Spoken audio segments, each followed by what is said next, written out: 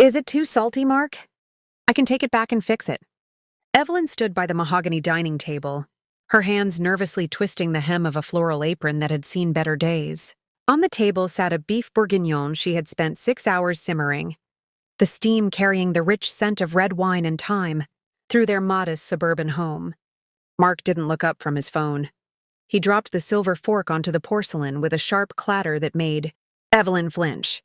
"The salt isn't the problem, Evelyn," Mark said, his voice dropping to a low, icy register. "The problem is that I'm sitting here eating a home-cooked meal in a house that smells like onions, while my partners are at the Sterling Club celebrating our $50 million Series B funding. I thought, because it was our 3rd anniversary, we could have a quiet night," she whispered, her heart sinking. "Anniversary?" A sharp, jagged laugh came from the doorway. Mark's mother, Lydia, stepped into the dining room, her designer heels clicking aggressively on the hardwood. She tossed a thick manila envelope onto the table, right into the middle of the beef bourguignon. Sauce splattered onto the white paper. "The only thing we're celebrating tonight, dear, is my son finally outgrowing his mistakes," Lydia sneered. "Starting with you." Evelyn stared at the envelope. The bold, black letters at the top were unmistakable. Petition for dissolution of marriage. "Mark?" Evelyn's voice trembled. She looked at her husband, searching for the man who had proposed to her in a rainstorm 3 years ago, promising that they would build a world together from nothing. Mark finally looked at her, but his eyes were strangers. There was no love there, only a cold, clinical ambition. "Let's be realistic, Evelyn. When I started Solaris Tech, I needed someone stable, someone domestic. But I'm a billionaire now. Next week I'll be on the cover of Fortune. I'm going to be rubbing shoulders with governors and oil tycoons." He stood up, adjusting his silk tie in the mirror of the sideboard, ignoring the woman who had worked 2 jobs to pay their rent while he coded in the garage. "You're a sweet girl, Evelyn." "Truly," he continued, his tone patronizingly soft. "But you don't have the pedigree. You don't have the grace. You look like a waitress even when you're trying. I can't have the peasant queen sitting at the head of my table when the Vanderbilts and the Whitmores come to dinner." Lydia stepped forward, sliding a pen across the table. "Sign it. Mark is being generous. He's offering you a $50,000 settlement. That's more money than your family has probably seen in 3 generations." Evelyn looked at the pen, then at the splattered sauce on the legal documents. A strange cold calm began to settle over her. The heat of the kitchen, the sting of the insults, it all drifted away, replaced by a crystalline clarity. "You're divorcing me because I don't have the pedigree to match your new status," Evelyn asked quietly. "I'm divorcing you because you're a ceiling." "Evelyn!" Mark snapped, losing his patience. "And I'm a rocket ship. I've reached my limit with you. I need a woman who was born for this life, not one who's just happy to be invited to it." Evelyn picked up the pen. Her hand didn't shake. 3 years, she said, her voice devoid of emotion. "I poured every cent of my savings into your prototype. I cooked your meals, I washed your clothes, and I stayed silent when your mother insulted my cheap shoes. All because I thought you were a man worth building a life with." "Spare us the melodrama," Lydia rolled her eyes. "Just sign so we can get to the jeweler. Mark is picking out a ring for Tiffany Vance. You know, the senator's daughter?" Evelyn signed her name. The cursive was elegant, sharp, and practiced, a style of handwriting taught only in the most elite finishing schools in Europe, though Mark had never been observant enough to notice. She pushed the papers back toward him. "You don't want the money?" Mark asked, frowning as he saw she hadn't initiated the settlement page. "Keep it, Mark," Evelyn said, untying her apron and letting it fall to the floor. "You're going to need every penny. Far more than 50,000. Is that a threat?" Mark laughed, stuffing the papers into his briefcase. "What are you going to do? Sue me with a pro bono lawyer?" Evelyn didn't answer. She walked to the hallway closet and pulled out a small, battered suitcase, the only thing she had brought with her when she ran away. "To marry him." "I'm leaving," she said. "Good," Lydia barked. "And don't think about taking the silver. I've already had the locks coded for change at midnight." Evelyn walked out the front door without a backward glance. The night air was thick with a heavy downpour. Thunder rumbled in the distance, shaking the windows of the house she had tried so hard to make a home. Mark stood at the window, watching her small figure walk toward the curb. "She'll be back," he muttered to his mother. "She has nowhere else to go. Her family is probably living in a trailer park in the Midwest." But as Evelyn reached the street, the darkness was suddenly shattered by a wall of light. High-beam LEDs cut through the rain as a line of 6 identical black Rolls-Royce Phantoms turned the corner, their tires humming against the asphalt with the sound of pure power. They moved in a perfect military-grade formation, pulling to a halt directly in front of Evelyn. Mark's jaw dropped. "What the hell?" The door of the lead car opened. A man in a crisp charcoal suit stepped out, holding a massive black umbrella. He ignored the mud, ignored the rain, and marched straight toward Evelyn. He stopped 2 feet away and bowed so deeply his forehead nearly touched his knees. "Miss Evelyn!" the man's voice boomed, audible even through the closed window where Mark and Lydia watched in stunned silence. "The 3-year humility vow has concluded. Your father's private jet is on standby at Teterboro. The board of directors is gathered at the estate." He held out a hand, draped in a white glove. "The Vanderbilt Empire has been waiting for its queen to return. Shall we go home?" Evelyn looked back at the house one last time. She saw Mark's face pressed against the glass, his expression shifting from confusion to a dawning, horrific realization. She didn't smile. She didn't wave. She simply stepped into the dry, leather-scented warmth of the limousine. "Yes, Jenkins," she said as the door clicked shut, sealing out the sound of the rain. "Let's go. I have a lot of things to buy tomorrow, starting with the debt of a company called heiress." The motorcade pulled away, leaving nothing but streaks of red taillights in the dark and a husband who had just thrown away the world for a $50 million pittance. The interior of the Rolls-Royce was a sanctuary of scentless leather and chilled air, a violent contrast to the humid, onion-scented kitchen Evelyn had called home for 3 years.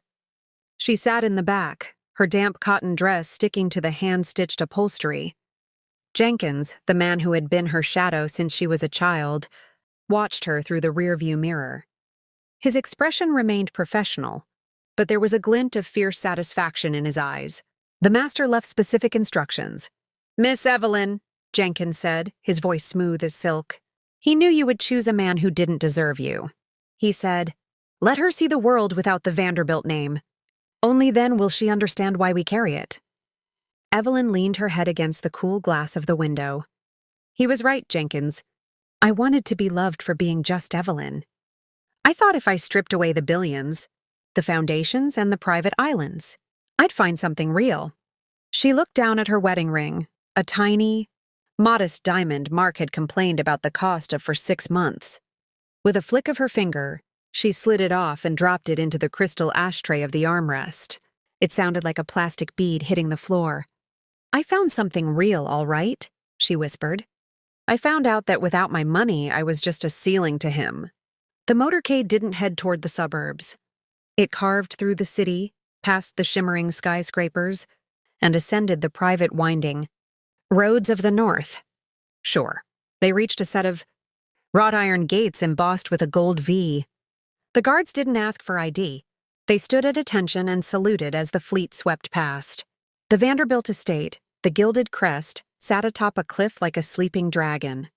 It was a sprawling masterpiece of limestone and glass, lit by hundreds of exterior lanterns. As the car pulled into the circular driveway, a line of 50 staff members stood in the rain, shielded by black umbrellas, waiting in perfect silence. At the center stood a man in his 60s with silver hair and a sharp, predatory gaze. Evelyn's uncle, Arthur Vanderbilt, the interim CEO. The door opened. Jenkins held the umbrella high. Evelyn stepped out. She was still in her cheap dress, her hair slightly frizzed from the humidity.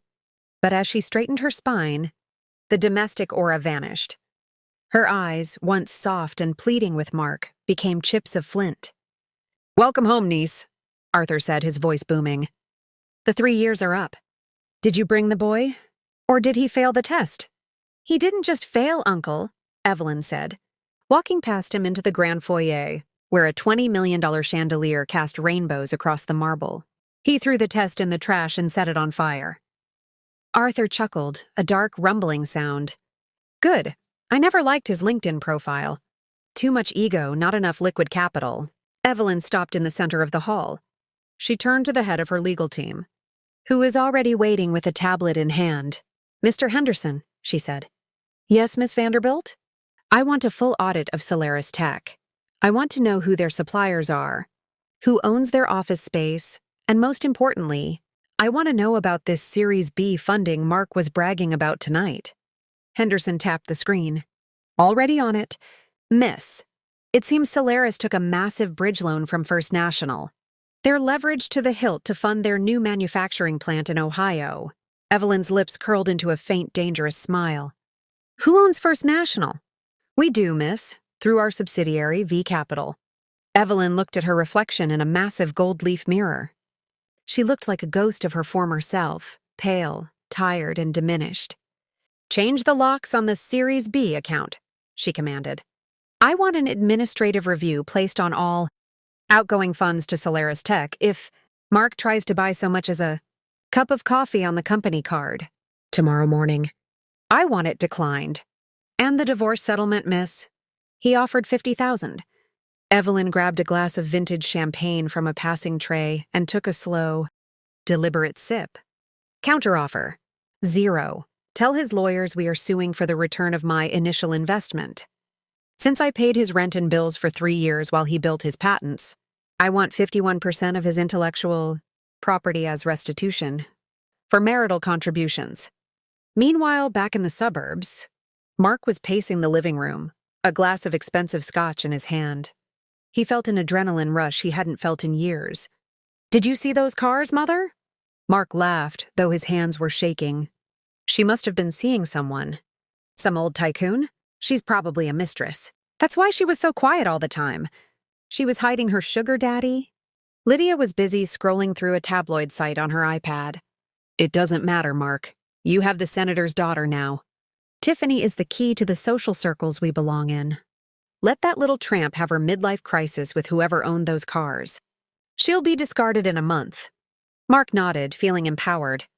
He pulled out his phone to check the Solaris Tech bank balance. He wanted to see those 8 figures. It was the only thing that made him feel like a man. Login error. He frowned. Incorrect password? No, that couldn't be right. He tried again. Account suspended. Please contact your primary lender. First National. That's weird, Mark muttered. Probably just a glitch from the new funding.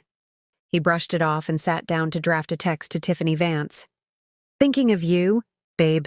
Can't wait for our engagement? Party at the Sterling Club. I'm buying you the biggest rock in the city. He didn't know that at that very moment. Evelyn Vanderbilt was sitting in a bath filled with rose water, watching a map of his company's logistics route on a holographic screen. Mark, she whispered to the empty room. You said I was a ceiling? I think it's time you learned what happens when the ceiling falls in.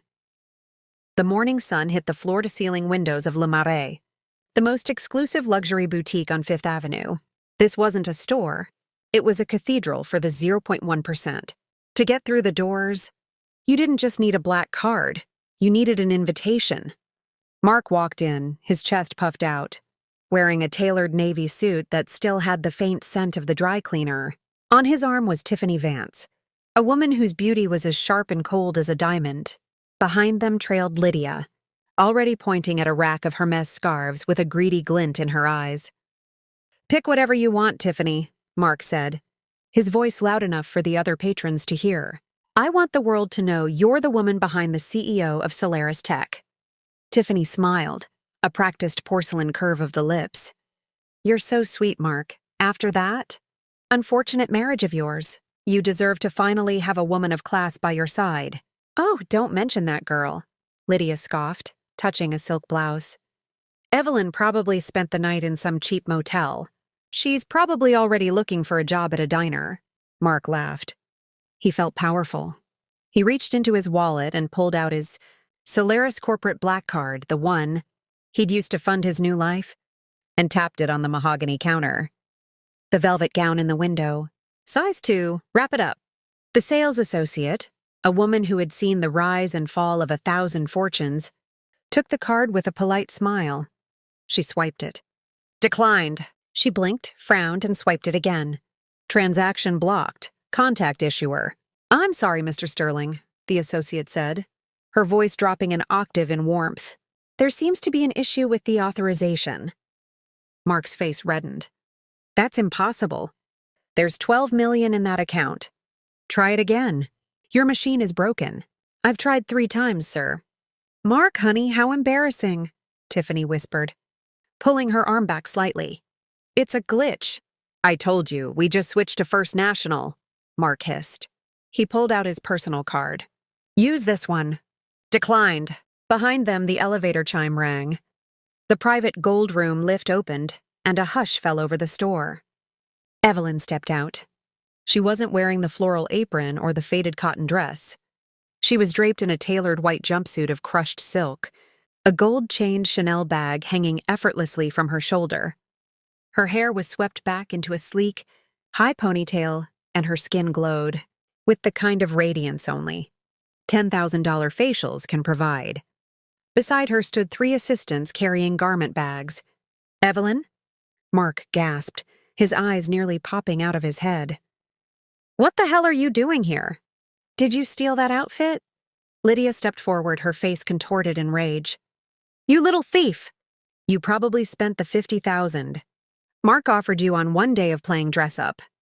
Give those bags back before I call the police. Evelyn didn't stop walking. She didn't even look at Lydia. She walked straight to the counter. Good morning, Jeanette, Evelyn said to the sales associate. Her voice was calm, melodic, and carried the weight of absolute authority. Miss Vanderbilt! Jeanette bowed so low her forehead almost hit the counter. It is an honor. We were told you might be stopping by. The entire fall collection has been set aside for your review. Mark froze. Vanderbilt? What did she call you? Evelyn finally turned. She looked at Mark as if he were a smudge of dirt on a very expensive rug. You're making a scene, Mark, she said softly. It's tacky, especially when your credit is, shall we say, non-existent. You did this. Mark stepped toward her, his face purple. You hacked my accounts. I'm calling my lawyers. You're going to jail for— I didn't hack anything, Evelyn interrupted, taking a pair of $2,000 sunglasses from an assistant and sliding them onto the bridge of her nose. My family's bank simply noticed a high-risk individual was over-leveraging his assets. They decided to protect their investment by freezing your access. It's standard procedure for domestic startups. Your family's bank? Tiffany asked, her eyes widening as she looked at Evelyn's jewelry. Mark, who is she? She's nobody. Lydia shrieked. She's a waitress from the Midwest. Evelyn looked at Jeanette. Jeanette, this boutique is under the Vanderbilt Management Group, isn't it? Yes, Miss Vanderbilt. We are a subsidiary. Good, Evelyn said. She gestured toward Mark, Lydia, and Tiffany. These people are loitering. They can't afford the merchandise, and they're disturbing my shopping experience. Please have security escort them to the sidewalk. You can't do that, Mark roared. 2 massive security guards in black suits appeared instantly. They didn't care about Mark's billionaire status. They only saw the woman who owned the building. Mr. Sterling, please come this way, the guard said, grabbing Mark's elbow with a grip of iron. Evelyn, you can't do this. I built Solaris, Mark screamed as he was dragged toward the glass doors. Lydia was pushed out right behind him, her Hermes scarf fluttering in the wind as she tripped over the threshold. Tiffany Vance, sensing the shift in the wind, didn't even look back at Mark. She simply hailed a taxi and disappeared, leaving Mark and his mother standing on the sidewalk in front of a crowd of laughing tourists. Evelyn watched through the window for a moment. She felt no pity, only the cold, refreshing sensation of a debt being repaid. Jeanette, Evelyn said, turning back to the counter. Yes, miss? That velvet gown Mark wanted? Burn it. I don't want the scent of his failure in my store. The headquarters of Solaris Tech was a glass and steel monument to Mark's vanity. Usually, when he walked through the lobby, the receptionists would scramble to offer him espresso and the engineers would look down at their keyboards in hushed respect. Today, the lobby felt like a tomb. Where is everyone? Mark barked, his voice echoing off the minimalist concrete walls. He looked disheveled. His tie was crooked, and there was a dark sweat stain on his collar. From the frantic walk after his car's GPS-linked ignition had been remotely disabled. "They're in the boardroom. Mr. Sterling," the receptionist said, her voice trembling. She didn't look him in the eye. "The representatives from the primary creditor are here." "Good." Mark adjusted his jacket. "I'll clear this glitch up in 5 minutes." He stormed toward the boardroom, Lydia trailing behind him like a persistent shadow. "You tell them, Mark. Tell them who you are! They can't treat a visionary like this." Mark threw the double doors open. "Listen here. I don't know what kind of clerical error occurred at First National, but I demand—" He stopped dead. The long mahogany table was lined with 6 men and women in razor-sharp, charcoal suits. At the head of the table sat Mr. Henderson, the Vanderbilt lead counsel. Beside him sat an empty chair, extravagant, velvet-backed, and clearly meant for someone of higher rank. "Mr. Sterling," Henderson said, not rising, "you're late. We've already begun the liquidation assessment." "Liquidation? What are you talking about?" Mark slammed his palms on the table. "Solaris just landed a $50 million deal. We are the future of green logistics."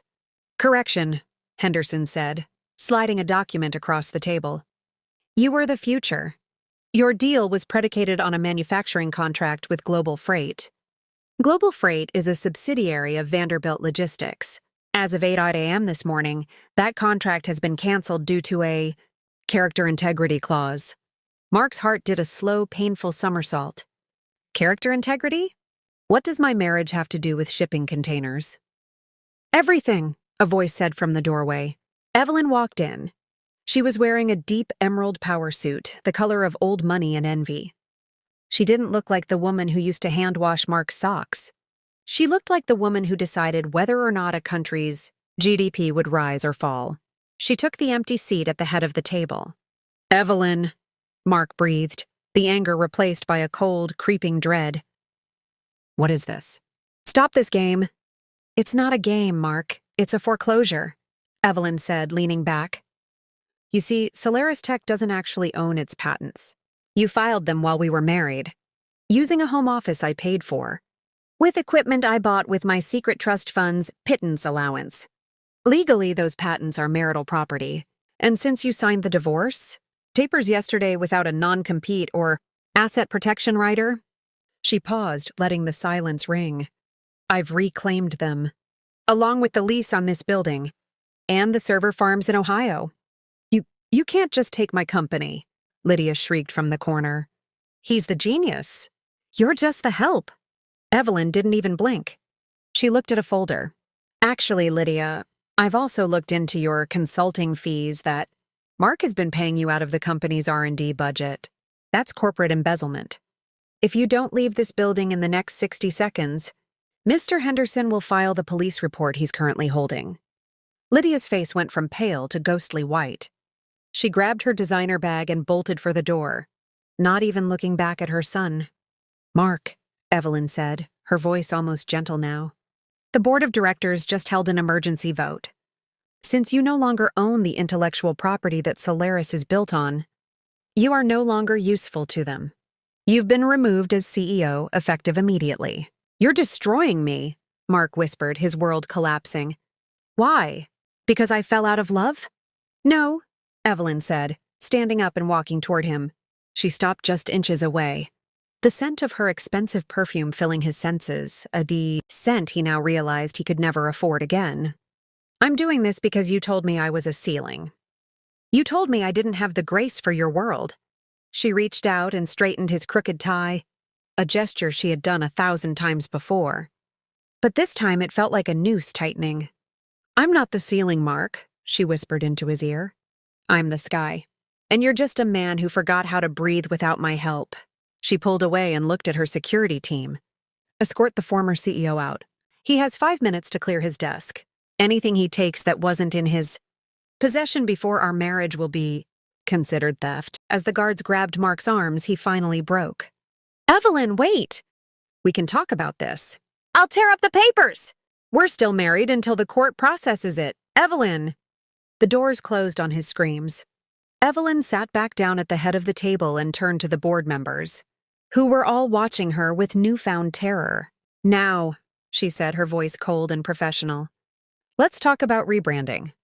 I hate the name Solaris. From now on, this company will be known as the Phoenix Group." The weather in the city had a poetic sense of timing.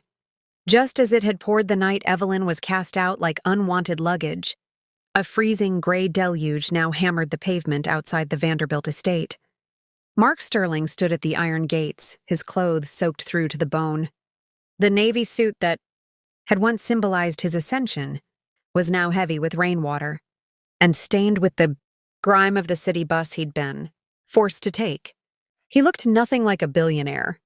He looked like a man who had been hollowed out. He pressed his face against the intercom for the 10th time. "Please," he croaked, his voice cracking. "Just tell her it's Mark. Tell her I just need 5 minutes. Miss Vanderbilt is occupied." "Mr. Sterling," the voice through the speaker replied, the same detached, robotic tone of a man who was paid to care only about security. "And you are trespassing. If you do not vacate the perimeter, the local authorities will be summoned." "I have nowhere to go," Mark screamed into the metal grate. It was the truth. His apartment had been a company-leased penthouse. The locks had been changed by noon. His personal accounts were flagged under suspicious activity investigations. Even his friends, the venture capitalists and socialites, had blocked his number. The moment the Wall Street Journal ran the digital headline, "Solaris Tech collapses, Vanderbilt heiress reclaims crown," Lydia had checked herself into a cheap motel with the last of her jewelry, cursing Mark's name for ruining their lives before shutting him out. Mark looked at the long, winding driveway leading up to the mansion. In a moment of pure, pathetic desperation, he didn't just stand there. He sank. His knees hit the mud with a wet thud. He folded his hands as if in prayer. His head bowed against the iron bars. "Evelyn, I'm sorry. I was wrong. Please, don't do this!" 10 minutes passed. Then 20. The rain turned into a freezing sleet. Finally, the great iron gates began to groan. They swung open with a slow, mechanical grace. Mark scrambled to his feet, a spark of hope igniting in his chest. "She's letting me in. She still loves me. She's going to forgive me." But the cars didn't stop. A single black SUV rolled forward and stopped just past the gate line. The window rolled down halfway. It wasn't Evelyn. It was Jenkins. He looked at Mark with a mixture of pity and profound disgust. He reached into his breast pocket and pulled out a small, sealed envelope. "Miss Vanderbilt heard you were making a scene," Jenkins said. "She doesn't like scenes? They're domestic." He dropped the envelope into the mud at Mark's feet. "What is this?" Mark grabbed it, his fingers fumbling with the seal. "Is it a check? A contract?" He ripped it open. Inside was a single laminated card. It was a bus pass, preloaded with $20 and a small, handwritten note on heavy cream cardstock. The note read, "You told me I was a ceiling. Mark, you told me I didn't have the pedigree to sit at your table. You were right. My table is far too large for a man of your stature. Don't come back. The gates are only open so I can leave." Mark looked up. Behind the SUV, a long, sleek limousine pulled out of the shadows of the driveway. Through the tinted glass of the rear window, he saw the silhouette of a woman. She was looking straight ahead, her profile regal and unshakable. She didn't turn to look at him. She didn't gloat. She simply existed in a world that he no longer had the right to touch. As the limousine passed him, splashing a wave of cold, muddy water over his kneeling form, Mark realized the true weight of his mistake. He hadn't just lost a domestic wife. He had discarded the only person who would have loved him if he were a beggar, only to find out she was the queen of the very empire he had tried so desperately to join. The gates swung shut with a heavy final clang.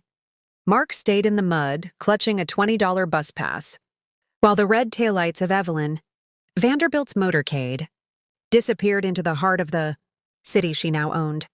The top floor of the Vanderbilt North Tower didn't just overlook the city. It seemed to hold it in a steady, silent grip. The walls were floor-to-ceiling glass, treated to withstand gale-force winds and the prying eyes of long-range lenses. Evelyn stood at the window, a cup of black coffee in her hand. She was dressed in a suit of midnight blue, the color of the sky just before a storm breaks. Behind her, the massive oak doors opened. Arthur Vanderbilt walked in, carrying a physical copy of the morning's financial paper. He looked at his niece with a mix of pride and a touch of the wariness one reserves for a predator that has finally found its teeth. "The board is waiting, Evelyn," Arthur said, tossing the paper onto the conference table. The front page featured a grainy photo of Mark, Sterling being led out of his office by security. "The transition is complete. The Phoenix Group, formerly Solaris, has seen a 15% bounce in stock price simply because your name is now attached to the chair." Evelyn didn't turn around.